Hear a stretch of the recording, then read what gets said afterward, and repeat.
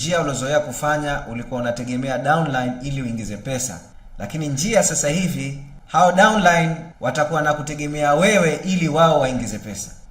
Vipi? Baada ya watu kuona unaanza kuingiza pesa milioni 3, milioni 4, milioni 5 kila mwezi, na wakikuangalia wanaona hauna downline, watu wataanza kuuliza unafanyaje?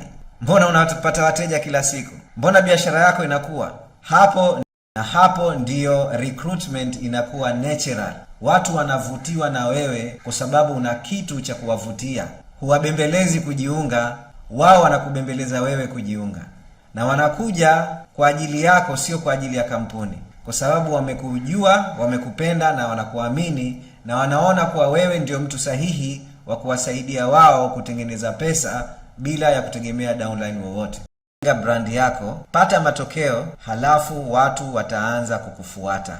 Na hapo network marketing haitakuwa biashara ambayo unaifukuzia, itakuwa ni biashara ambayo inakufuata.